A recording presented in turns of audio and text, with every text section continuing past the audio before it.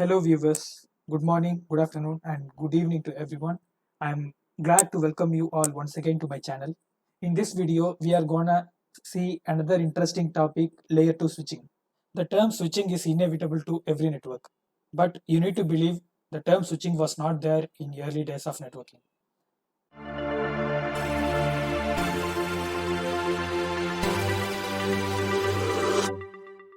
Instead, there was an idiot called hub. Hubs simply don't think. Simply it forwards the entering frame into all other ports present. Let me demonstrate that. I'm simply in PC3. So I'm going to ping from PC3 to PC5. Let's see what's going to happen. I'm also enabling the simulation mode.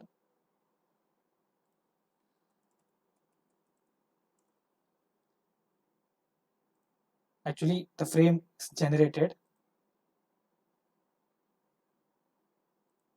See, actually the hub is flooding the frame into all other ports, the ports other than the receiving port.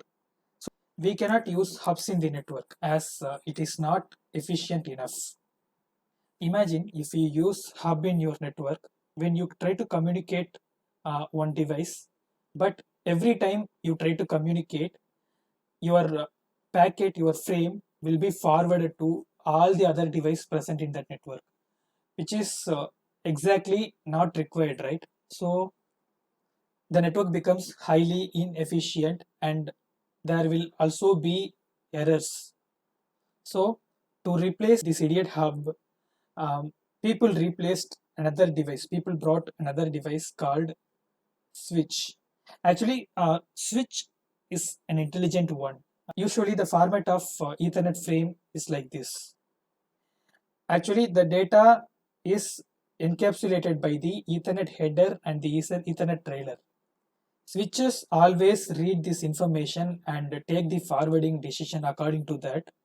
But hubs don't see this information. It simply dumps the frames to all the other ports except the port it received the frame. Actually, switch does three significant jobs which kept the switch ahead of hub. First one, the switch forwards the frame based on the destination MAC address, and it has the capability to learn the source MAC address of the incoming frame and update it in the MAC address table. Third basic role of a switch is it prepares to forward only one copy of frame to the destination by creating layer 2 loop-free environment with other switches, and it uses spanning tree protocol to achieve that. Usually, the layer 2 switch maintains a table called MAC address table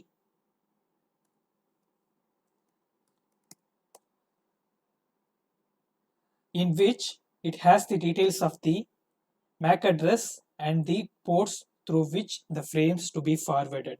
Actually, the switch fills the table dynamically from the incoming frames. It also has the VLAN detail, the VLAN to which the frame belongs to.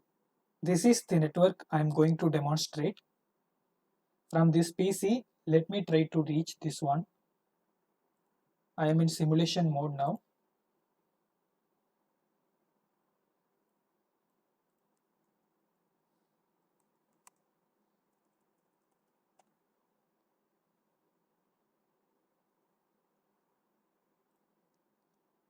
Now the R packet has been generated.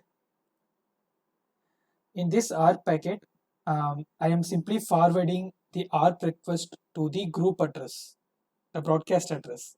So when we forward something to this address, it will be flooded to all the devices present in that particular network. In this case, the PCA knows the IP address of PCC, but it doesn't have the information about its hardware address. So it has to get the details. So it simply forwards the ARP request to all the devices present in the network.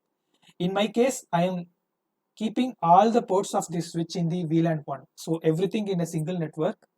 Let me show wherever this R packet is getting forwarded. The switch forwards it to both the interfaces.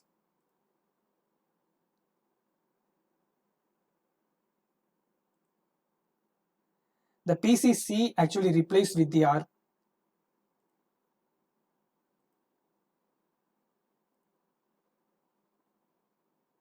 Now it simply shared the ARP reply with the MAC address of my PCC. My PCC's MAC address is this one. My ICMP request reached the switch A. Let me check the MAC address table of this switch A. I am in switch A. Let me check the MAC address table.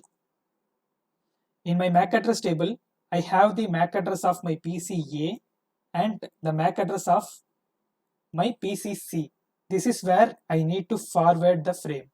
So if you need to forward the frame to PC3, then it has to be forwarded via fast Ethernet 1/1 interface, which is nothing but this interface. So I am forwarding it simply. Let me check the MAC table of switch B. I am currently in switch B. Even this MAC address table has the MAC address of my destination, and it has to be forwarded through fast Ethernet 2/1 interface. So it has to forward through this interface to reach my destination, and the switch aware it via my MAC address table.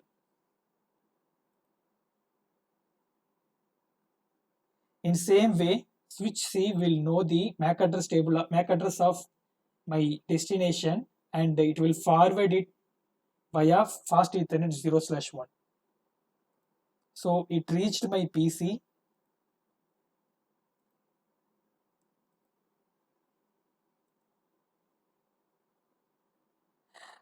I got response for my first ICMP packet. Let me check my PC now. I received one reply here. If an end device doesn't have the destination MAC information, it simply floods the frame through all the interfaces by using the broadcast address.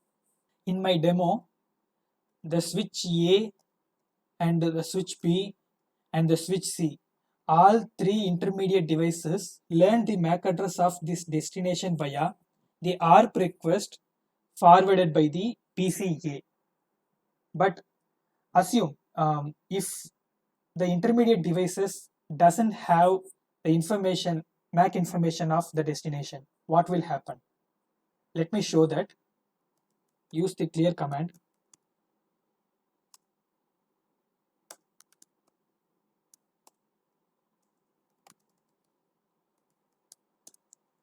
Now my MAC address table cleared in switch A. I'm doing the same in switch B. So all the dynamically learned MACs will be cleared when you use this command from the enable mode.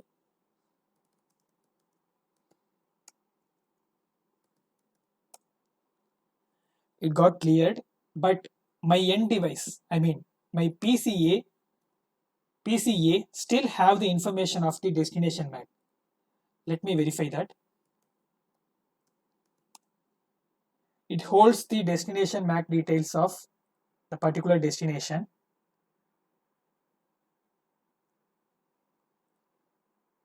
Again, I am in simulation mode. I am initiating the same request once again. PCA has the information of the destination, it has the destination hardware address. So it simply unicast the frame. Now the frame is in switch A. The switch A doesn't have the any MAC information.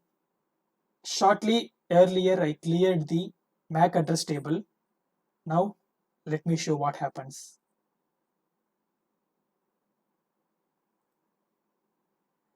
Even I cleared the MAC entries in the switch B. The switch B now simply flooded the frame through all the other interfaces where it got rejected in PCB.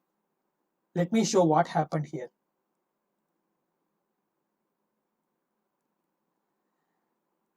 The frame, when released from the PCA, it has the unicast destination address. The unicast address still exists. This address is not belongs to this PC. That is why it got rejected. Earlier, I cleared MAC table only in switch A and switch B. Switch C I didn't. So this is what the dynamically learned entries in switch C. So this frame uses this MAC address table and forwards the frame via fast Ethernet 0/1. This is what my destination MAC.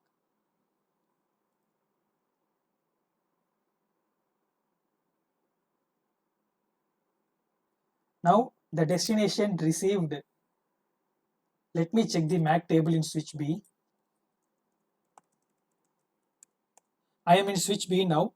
Switch B learned the MAC address of the incoming frame when I forwarded the frame from my PCA. So this is the MAC address of my PCA, which learned from fast Ethernet 1/1, which learned via this interface. So as I mentioned earlier, switch learns the MAC address dynamically from the incoming frame. I forward the packet little further. I'm sorry, it's a frame. Now I got a frame via this fast Ethernet 2/1 from the destination. Let me check the MAC entry now. You can see now the destination MAC address learned via fast Ethernet 2/1, which learned from the incoming frame. Eventually, my source got the ICMP response. Switch B read the Ethernet frame header details and it saw the destination MAC address and it awares its unicast frame. The destination MAC was unknown to that switch. It doesn't see that MAC entry in the table.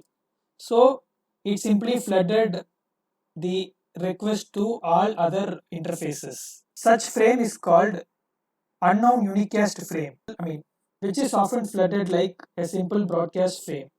So concisely I am saying the unknown unicast frames flooded by the intermediate devices like switches if it doesn't have the information of the hardware address in its MAC table. A well-designed network will always have redundant paths. So in my case, I have a redundant path to reach from PCA to PCB or from any source to any destination.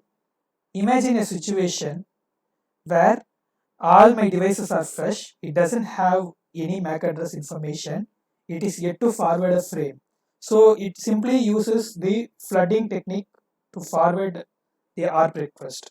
So when PCA forwards the ARP request, simply the switch A floods the frame through all two links, and likewise all the switches floods the frame through the other interfaces. In that case, every destination will be getting the different duplicate frames, which simply overloads the CPU of the destination. Also, the network links will be utilized.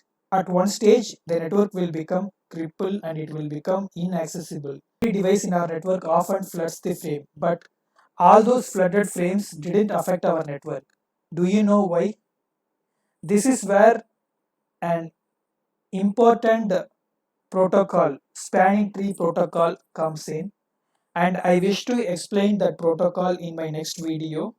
Until then, I am signing off from you all guys, and if you like this video, please hit the like button and consider subscribing my channel, and let me catch you guys with the next video.